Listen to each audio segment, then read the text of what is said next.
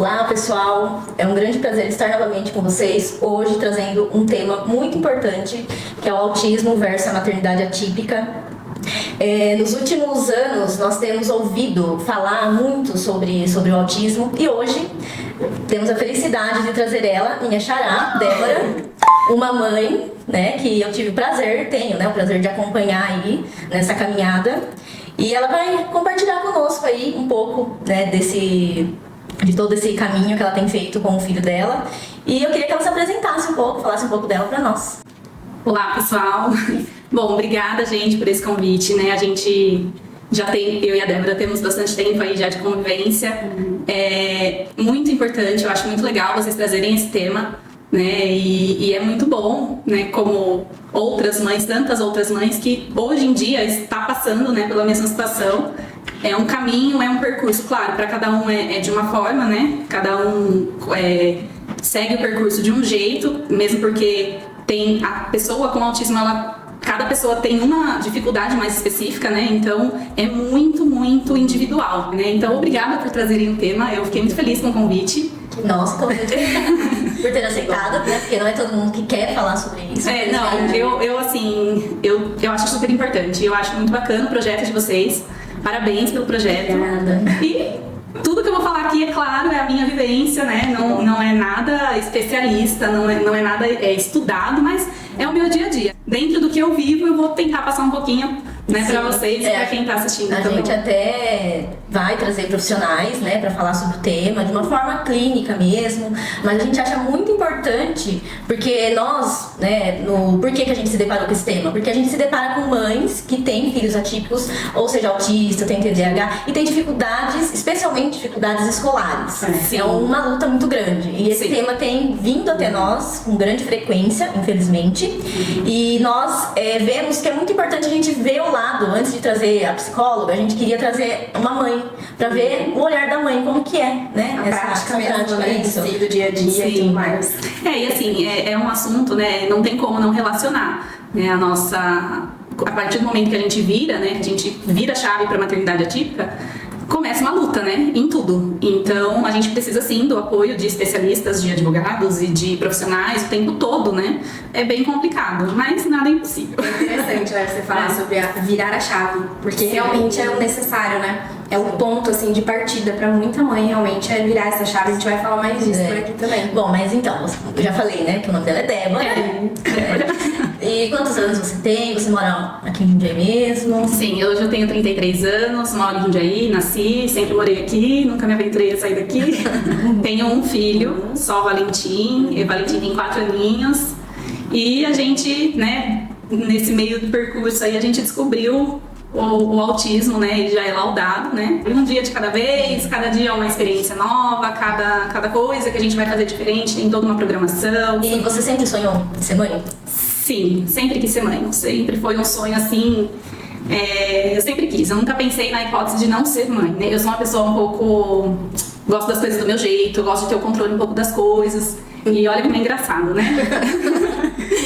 E aí a gente planejou, né, de comum acordo, eu programei isso pra minha vida, né, agora eu vou ser mãe. Então, quando eu tava com 28 para 29 anos, eu falei assim, agora eu acho que tá na hora, né, acho que não tem mais o que esperar, a gente já tava com apartamento, já tava casado. Quanto tempo agora de casados vocês tinham quando engravidou?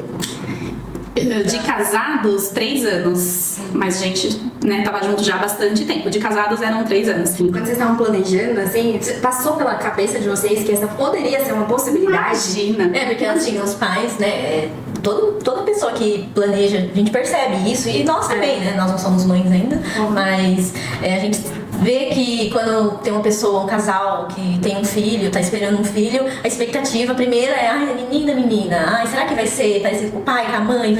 Será que... Aí os mais ansiosos ainda, será que vai seguir minha profissão? Sabe, já vai fazendo 1000 planos pra aquela criança que nem nasceu, né? Você já idealiza. Já faz várias expectativas em cima, né? Porque o filho, ele é um plano, né?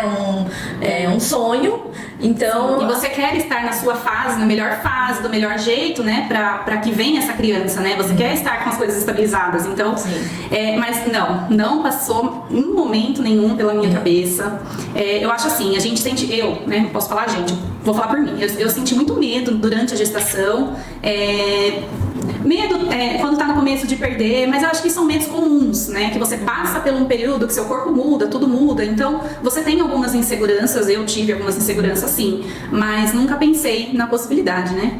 E é muito bacana falar disso, porque é exatamente isso, né? Eu acredito que, eu não sei se existe alguma mãe que não imagina ou que não idealiza o filho, né? Sim. Não é nem, é o que você quer que ele seja, né? É o que você espera que ele seja, né? Eu fui numa palestra, acho que eu não tinha o laudo ainda, mas eu já estava no processo de acompanhamento, de terapia, né? E a pessoa que era uma mãe de um menino com autismo já adolescente, que deu a palestra, inclusive na clínica onde ele faz terapia hoje, ela falou exatamente, e ali naquele momento, né, como eu já estava no processo de terapias e tal, correr atrás, exames, ela falou da questão do luto, né, que a gente vive, que é um processo que a gente vive. Então, isso existe realmente. Você passa por um luto a partir do momento que você descobre, né? Porque até então, quando é muito pequenininho, a gente não percebe essas coisas, né? Eu comecei a perceber. Ele já estava com 1 ano e 6, 7 meses, mais ou menos. Quem deu o alerta pra mim, quem questionou, na verdade, foi a pediatra dele, na época, mas por conta da fala. Ele tinha 1 ano e 8 meses e ele não falava absolutamente nada. Ele só emitia sons, mas não tinha fala. Fala de 2 sílabas, tetê, mamá, papá, qualquer E fala. vocês levaram ele pra rotina ou não? Porque vocês já... Não, rotina. Consulta de rotina e a pediatra, ela sempre perguntou, nesse momento ela perguntou, mas ela sempre perguntava como que tava. E aí ela perguntou, ele tá falando alguma coisa? E eu falei, não. E aí ela falou assim, nada? Nem mamá, papá, tetê? Nada, zero, fala nada. Aí ela já encaminhou pra neuro. Então assim, teve um start da pediatra, mas dentro de casa, a gente já percebia que tinha alguma coisa, né? Aí fala assim, mas não vamos comparar com outras crianças. Como? Como não comparar? Você tinha crianças próximas. Exato, eu tinha meu sobrinho, né? Tenho meu sobrinho, tenho minha sobrinha. Então é impossível a gente não fazer essa comparação, né? Eu temia ele não ouvir. Eu achava que era um problema de audição. Porque eu chamava e ele não olhava. Então a criança, muita gente fala, não, mas cada criança tem seu tempo. Na verdade não. A criança com esse 1 ano e meio, né? 1 aninho já aponta, já pede. Por mais que ela não tenha linguagem verbal, ela tem uma linguagem corporal. Eu falo que a mãe principalmente, lógico, o pai também tá ali, tá no convívio diário, mas principalmente a mãe, no fundo, ela sabe.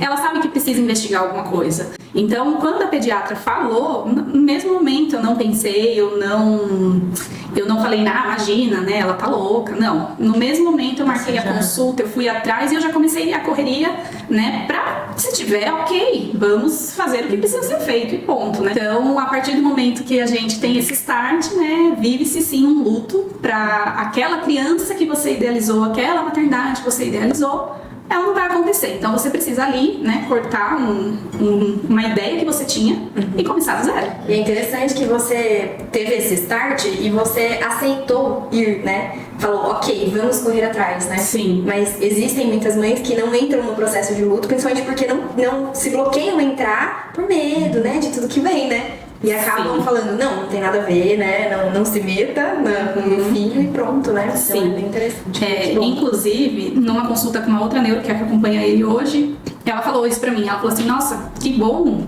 que você tem essa mente um pouco mais aberta, né? Que não é um problema pra você.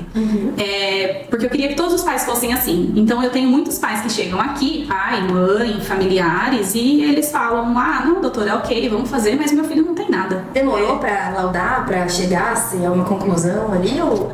Olha, foi um processo, um pouquinho demorado, sim. Então, assim, a partir do momento que foi encaminhado pra neuro, né, ele foi encaminhado pra neuro, aí a neuro, na primeira, eu não vou esquecer, na primeira consulta, o tanto que ela chamou ele, né, ela fazia assim, Valentim, olha pra tia, e ele não olhava, isso ele tinha 1 ano e 8 meses. Até mesmo na consulta, né, você via que a criança com 1 ano e 8 já tá falando algumas coisas, já entende alguns comandos, por exemplo, pega o sapato pra mamãe, leva o copo ali pra mamãe, guarda seus brinquedos, e ele... 0 comando. Começou o processo de pesquisa mesmo. E aí marca exame, passa com audição, e passa com tal médico especialista, e outro médico especialista em outra coisa que para ser um descarte. ele fez ressonância, ele fez esse exame do Bera, e aí começa com a psicóloga. Né, a psicóloga começa, tem todo um processo com o pai e com a mãe antes, depois começa com a criança, para ver se, eu acredito né, que seja para ver também se não é o pai e a mãe que não incentivam ou alguma coisa do tipo, para tentar descartar todas as outras possibilidades, né? E aí ele ficou, acho, uns 2, 3 meses com essa psicóloga, indo uma vez por semana, e foi ela que deu o primeiro laudo, né? E aí até este momento, né, eu tava forte, tava ali levando, mas a gente ainda tem uma esperança. Não vai ser, exatamente. Por mais que a gente veja, né, o dia a dia, a gente sempre tem uma esperança, né?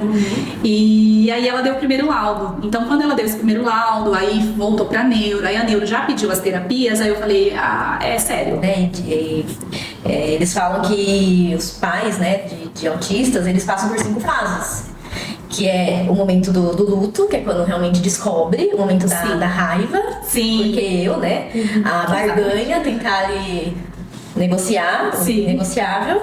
Aí tem o momento, não sei se todos entram nesse momento, mas da depressão. E enfim, o último, o da aceitação. Que tem que encarar, né, e seguir em frente. Porque tem uma pessoa que depende aí de você. Como foi passar por todas essas fases? Você passou por todas essas fases? Ou você acha que, como você já sabia, né, que possivelmente poderia ter esse resultado, você acha que foi mais fácil? Ou você passou por todos esses momentos aí? Olha, eu acho que eu só não passei pela depressão. Não sei, eu me arrisco a dizer que não passei pela depressão, mas os outros sim, né? Então o luto sim, porque como eu falei, você idealiza uma criança, aí você precisa, não é essa criança que eu idealizei, né? A minha criança, ao invés de estar na aula de natação ou estar na aula de judô, está na terapia. Então precisa dar sim um corte ali e começar do zero.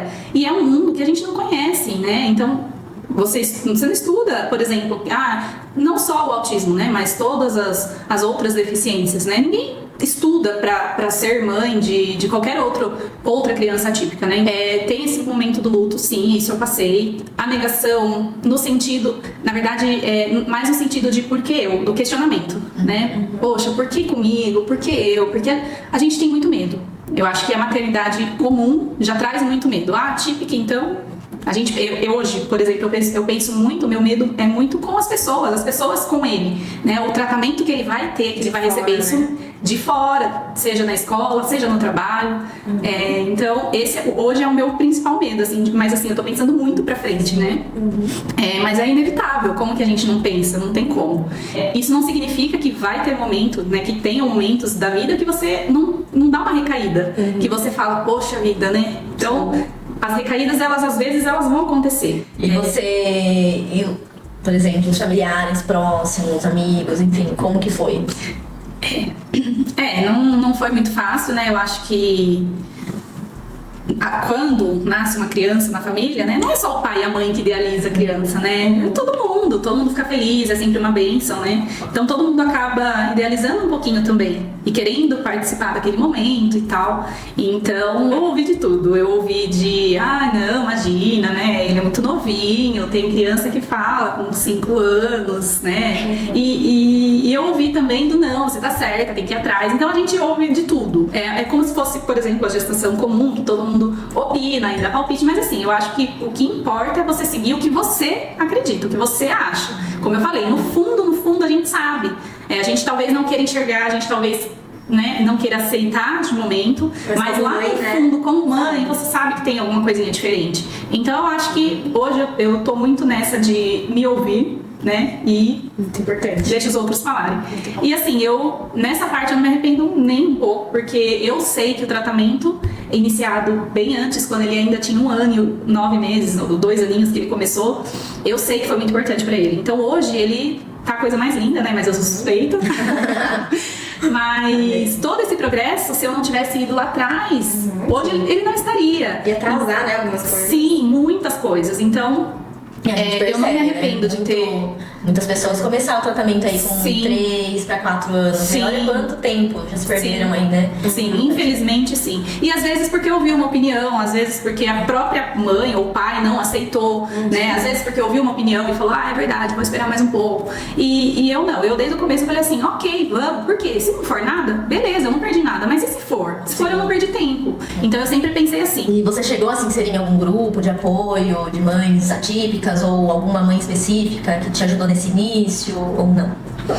Não, eu não conhecia ninguém. E o que eu comecei a procurar foi a internet mesmo. Que eu comecei a buscar, seguir alguns perfis no Instagram de mães, né, que retratam o dia a dia dos filhos, pra gente ter uma ideia do que está por vir, né? Porque até então a gente não sabe de nada, Você tá né? vendo como é importante, né? Muita gente fala, fica expondo demais às vezes. Não, Só é que, muito gente, importante. você dividir, compartilhar o que você tá passando. Imagina quantas mães não foram ajudadas porque ouvem outras mães falarem sobre isso, né? Sim, sim, muitas. Eu acredito que é uma ferramenta que tá aí, né? Eu acho que tem que ser usada para ajudar, sim. E eu fui em busca dessas ferramentas, vídeos YouTube, Instagram, para eu conhecer um pouquinho mais, para eu entender um pouquinho melhor, né? E é o que nós falamos aqui, que informação, né, é transformação, realmente, né? E Buscar realmente. as informações, passar informações para outras pessoas é muito importante para que elas tenham conhecimento e talvez elas estejam passando por algo Por esse parecido processo, e isso. não sabem o que fazer, como fazer. E você você trabalha, né? Sim, Trabalha. E você falou que ele teve que iniciar, né? Terapias, e são várias, não são algo uma vez por semana, Sim. são algumas vezes. E como que foi esse processo? Você teve que abdicar do seu trabalho, teve que se readequar? Como que vocês fizeram?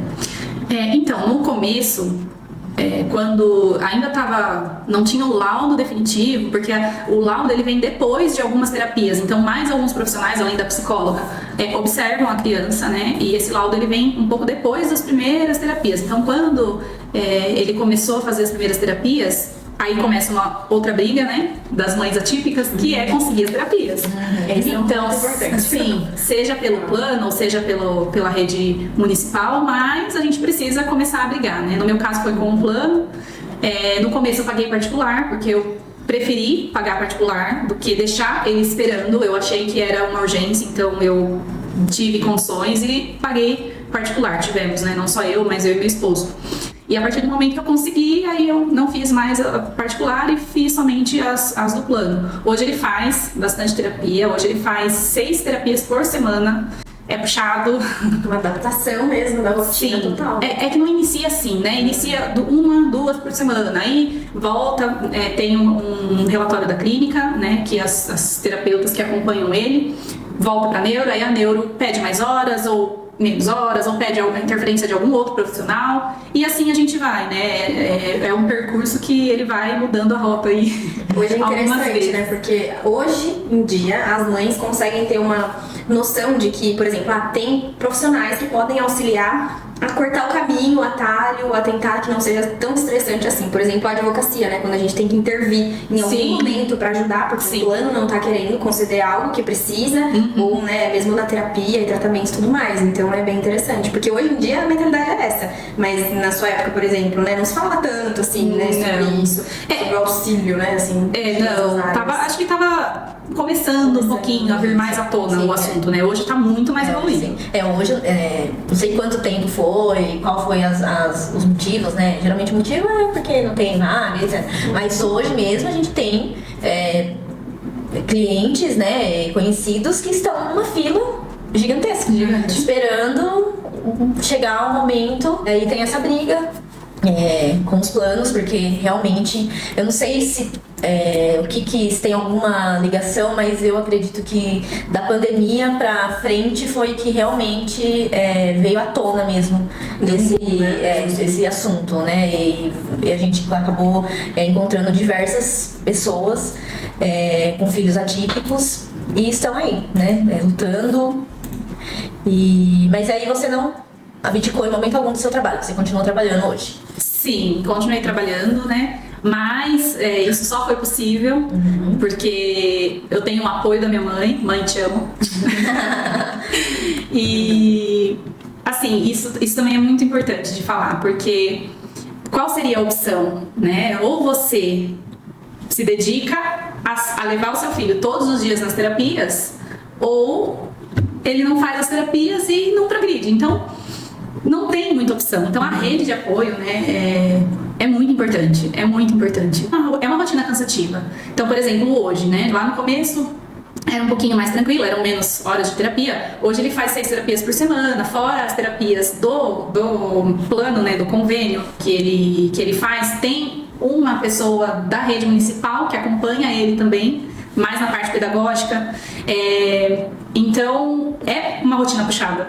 Então, não teria opção. Vamos supor que eu não tivesse ninguém que conseguisse me ajudar nesse sentido, né?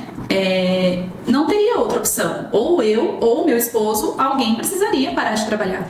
E é um assunto que é difícil, né? Porque alguém tem que abrir mão. Não dá para os dois, né, fazer isso juntos, porque alguém precisa manter as despesas também. Então, é um assunto complicado, é um assunto que traz um pouco de discórdia, de confusão, até dentro de casa mesmo, porque não é fácil. É algo importante de dizer, porque hoje a OMS ela estima que tem 70 milhões de pessoas no mundo com autismo, Sim. 2 milhões aqui no Brasil, e a estatística é exatamente isso, que os casais com crianças de até 5 anos, com crianças atípicas, acabam se separando por conta não exatamente disso, mas por N fatores acabam, né, colaborando para que o fim do relacionamento, né, se dê, especialmente por conta disso, porque a gente sabe que quando há maternidade, a mulher ela já se volta para a criança, Sim. mesmo a criança sendo atípica, inevitável, já há uma pequena crise, uma pequena mudança em toda a rotina. Sim. E quando acontece da criança ser atípica, é óbvio que a mãe vai ter que se dedicar, né? Ou o pai, enfim, um dos dois vai ter que se dedicar mais ainda. E isso acaba desgastando o relacionamento. E isso é muito complicado porque a maioria, acho que mais de 90%, acaba que a mãe ficando responsável. E aí ela se vê desempregada, né? Porque ela teve que sair do emprego. Sim, tudo muda. Ela teve que sair do emprego para poder dar proporcionar esse suporte, essas terapias pro filho. Aí o casamento vem ao fim. E aí ela fica naquela dependência de pensão, enfim, vira algo muito complicado mesmo. Sim. Né? Especialmente pra mulher. Sim. Nesse aspecto, assim, relacionamento já não é fácil. E quando é uma criança típica, é mais complicado ainda, por conta disso. Então, assim, a gente já conversou, eu e meu esposo, inúmeras vezes sobre alguém parar de trabalhar, né? É uma conversa que ela é frequente, né? Pensando o quê? No bem do Valentim. Então, sim, eu conheço, inclusive, pessoas que normalmente os pais saíram, né? Vem o laudo da criança e... No abandono, né? E é muito triste, muito, muito triste. Graças a Deus, assim, o meu esposo, ele tá muito presente com o Valentim e já foi até uma conversa que a gente teve e ele falou assim, eu não consigo entender como que tem coragem, né? Como que acha que é mais fácil ir embora? Como que tem coragem de abandonar, assim, né? Por mais que, vê de 15 em 15 dias, mas... E todo o processo ali, né? Acontece muito. Então você acha que ter essa rede de apoio, que realmente foi um apoio, foi um dos pontos principais para vocês conseguirem levar tudo no equilíbrio, né? Sim. E aí é fácil falar assim, mas contrata uma babá. Mas não é contratar uma babá. A babá fica dentro da sua casa com a criança. A pessoa tem que levar na terapia, tem que ficar lá na terapia, tem que voltar da terapia. Cada dia é um horário, cada dia da semana é de um jeito. Tem imprevistos, né? Porque a criança, no caso do Valentim, ele segue uma rotina. Então sai um pouquinho da rotina, pra ele estressante. Então é diferente, né? Você não tá lidando com uma criança que entende os comandos perfeitamente. Hoje ele entende muito mais do que há um ano atrás, mas mesmo assim é diferente. Então, sim, a rede de apoio é, sem dúvida, necessária. Quais os desafios que lá no início vocês enfrentavam e hoje já foram superados, e quais são os desafios atuais hoje? Olha, lá no início, a gente... Acredito que todo mundo já viu uma cena em um lugar público, né? E a criança se joga no chão e faz um escândalo e tal. Lá no início, pra mim, isso era muito difícil. Os olhares das pessoas, o julgamento era muito difícil. Então, eu acho que lá no começo, às vezes eu já cheguei a falar, eu não vou mais sair, eu não vou mais em lugar nenhum, porque é complicado, né? Tem a questão de você se envergonhar da situação, tem a questão da criança não aceitar, em hipótese alguma. Já tive várias situações com o Valentim dele não aceitar, em hipótese alguma, o que eu estava propondo. Então, o julgamento, os olhares incomodam. Eu acho que lá no começo foi um processo bem complicado pra mim, mas hoje eu já encaro de uma outra forma. Então acho que esse processo eu consegui esperar um pouquinho. Lógico, não vou falar que todos os passeios são 100% lindos e maravilhosos, porque não são.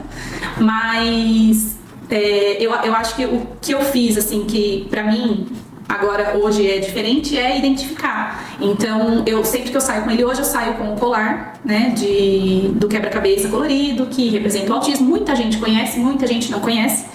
Então, quem conhece, já olha e já sabe, né? Já sabe que aquilo não é uma má educação, aquilo não é uma birra, uma simples birra. Tem alguma coisa fora do comum, né, pra ele, e desregula ele completamente.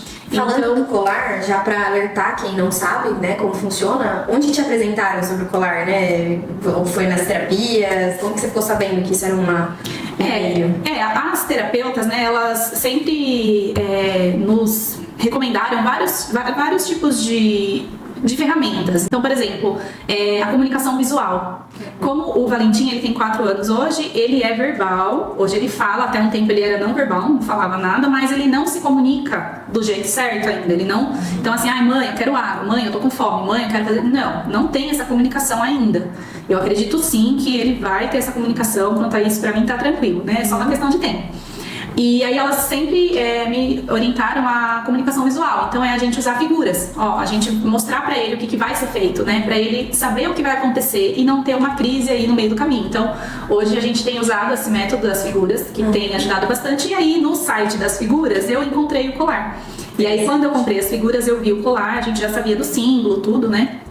E eu falei assim, eu vou comprar, porque é uma identificação. Então, os olhares mudam um pouco das pessoas. E aí incomoda menos, né? Sim, legal. Então... É bom até a gente saber, e vamos colocar o link do colar, né? E sim, mais no vídeo, né? Na descrição desse vídeo, pra quem quiser poder também usar. Sim. E, inclusive, um episódio que aconteceu essa semana, acho que foi no sábado, a gente foi ao shopping, aí... ele tava pedindo sorvete. Só que o pedido sorvete dele é a palavra sorvete, né? Então ele não fala eu quero sorvete. Ele só falou sorvete, a gente já entende que ele quer sorvete. E a fila estava enorme do McDonald's ali no quiosque, né? E a fila tava bem grande e tinha criança na fila. E ele tava com o colar. Às vezes ele aceita usar o colar, às vezes não. Aí eu coloco em mim, né? E tem o crachazinho dele também. E aí ele foi ali do lado da atendente e falou, olá. Então, era o jeitinho dele pedir, eu tô aqui, eu quero, eu sou o próximo. Ele não tem ideia que precisa guardar a fila. Então, assim, não é frescura. Eles não esperam, não é frescura. Às vezes a pessoa fala, mas é frescura, coloca ali que... Não espera, gente, não espera. Então, as pessoas às vezes têm dificuldade de entender isso. E aí, o Márcio, meu esposo, já estava na fila. Aí eu abaixei e falei pra ele, o papai tava na fila, a gente já vai pegar. Aí ele foi lá, pegou a mão do Márcio e trouxe. Vem aqui. Então, assim, eles realmente não têm essa questão de espera. E aí, como eu estava com a identificação, eu pedi pra moça. Eu falei, moça, você pode atender ele com prioridade? E aí ela não tinha visto o colar. Aí ela falou assim, mas tem um monte de criança na fila. Aí eu mostrei o colar. Falei, não, mas ele é autista. Daí ela falou, não, então tudo bem. Então é muito importante. Por quê? O autismo, ele não tem uma fisionomia.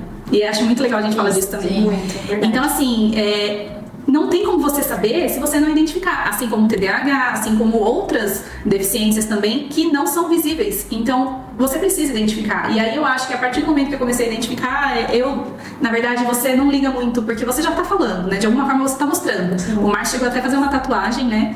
No braço com o símbolo. Olha. E também pensando nisso, né? Na questão da identificação mesmo. E eu não sei se você já ouviu, mas eu ouvi várias mães falando exatamente isso, que algumas pessoas chegam e falam, nossa, mas não parece, ele não tem cara de autista. Mas não Nem mesmo, não existe. Não isso. existe. É verdade. Não existe. Então, é importante a identificação para os outros saberem, e já, né, não só na questão do julgamento, mas para outras questões também, que eu acho que é importante, né? E a empatia, a adaptação de cada um, de você Sim. realmente na sociedade, né? Ceder, entender a sim. família um do outro e conseguir, né, se adaptar. Como foi a inserção dele na escola? Hoje ele estuda, ele tá na rede pública, na rede privada? Como que foi isso? Com quantos anos ele começou a escola? Então, ele começou a escola logo que acabou a licença maternidade, né? Então, Em relação à escola, eu não tive nenhuma dificuldade. Ele não estranhava, uma semana era o suficiente, aí ele é muito carinhoso, né? Então ele já se apega a alguém ali e dá tudo certo. Hoje ele estuda na rede municipal. A escola é maravilhosa, as pessoas são maravilhosas e eu falo que são anjos que aparecem nas nossas vidas. Porque você se sente apoiada mesmo. Muito. Muito bom. A maioria das nossas reclamações, né, que a gente recebe, inclusive que entra mais na parte judicial e tal, são de mães que já têm os filhos com uma idade mais assim, 7, 8 anos, 9 anos, que tem alfabetização e tudo mais, que aí precisa de um apoio da escola ali dentro, nessa parte, né, da alfabetização. Sim. E agora as escolas estão se adaptando, né? Algumas não querem se adaptar, tentam sempre dar um jeitinho ali, mas não vai ter jeitinho. Então, que bom que até agora já. Sim, quando ele começou a beber, né?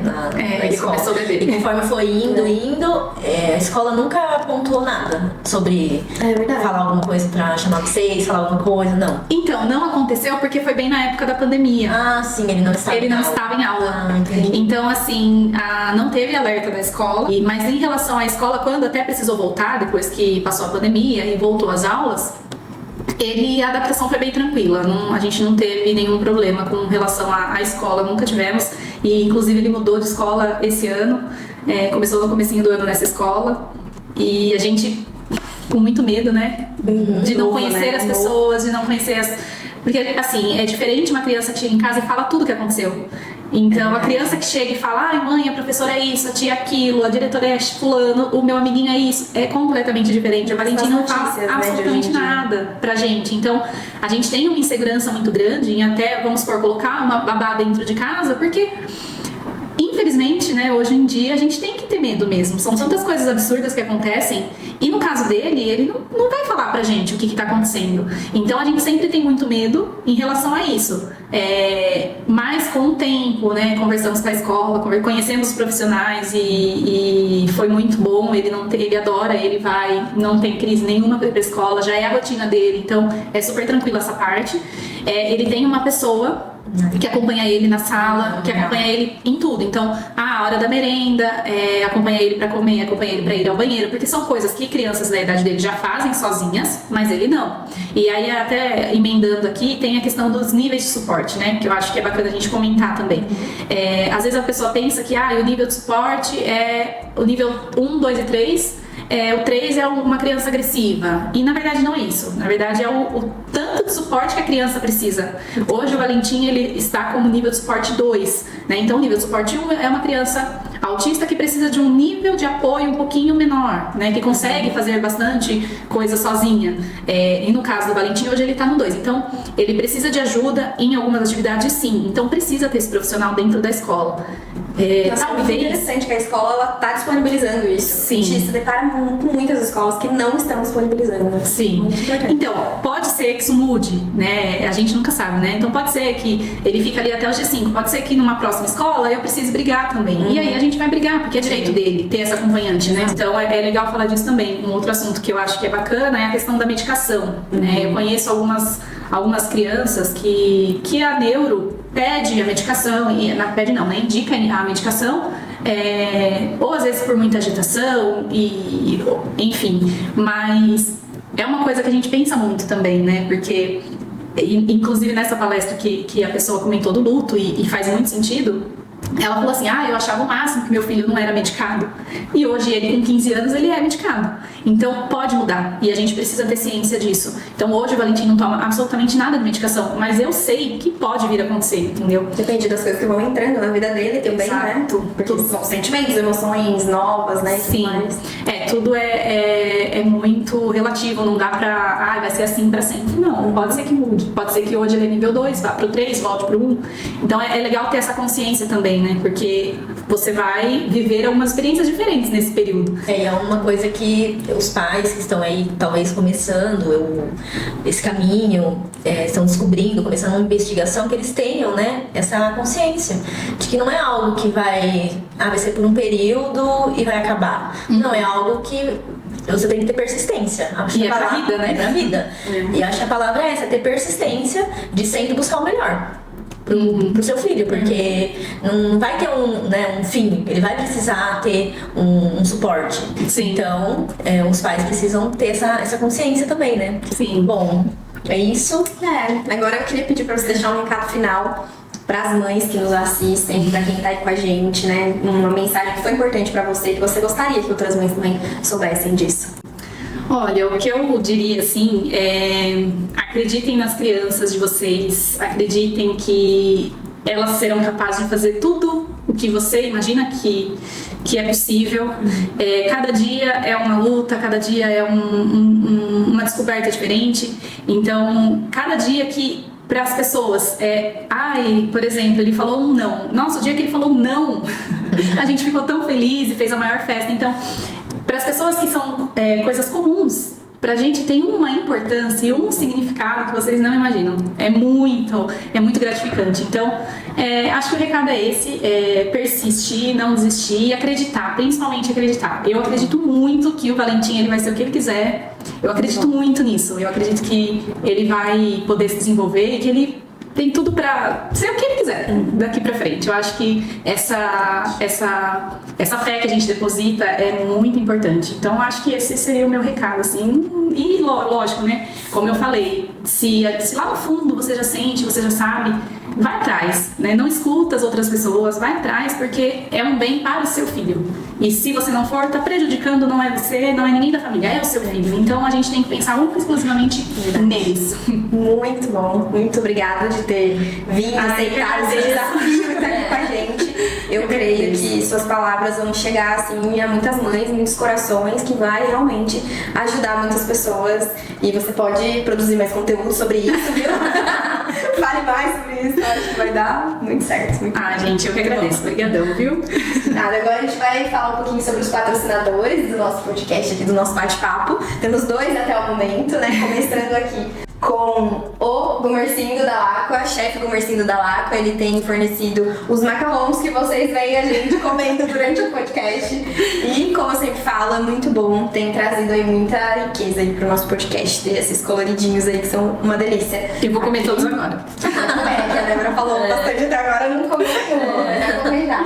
E temos a Eliette Bressan, que tem também patrocinado o podcast com as canecas lindas que a gente utiliza aqui no nosso podcast. À frente é o logo do Pétalas da Justiça, nosso programa. E atrás traz a nossa mensagem, que é informação, é transformação. Que realmente, assim, tem sido o que é efetivo, assim, que tá acontecendo, né? E agora a gente tem um presentinho pra nossa convidada também, é claro, não podia deixar. Temos aqui uma caneca do nosso programa. Obrigada, linda. E, lógico, os macarrons, né, gente? Também. Pra você levar pra casa, Obrigada. os macarrons. É isso, gente. Quem vem ganha presente também. Muito bom. Então é isso. A gente tá muito feliz por esse programa. Não esqueça de curtir, de compartilhar, de se inscrever no nosso canal, né? Tudo aí que é de praxe já. E só gratidão. Estamos muito gratas. Também quero agradecer você por ter topado vir falar conosco. Com certeza eu toparia.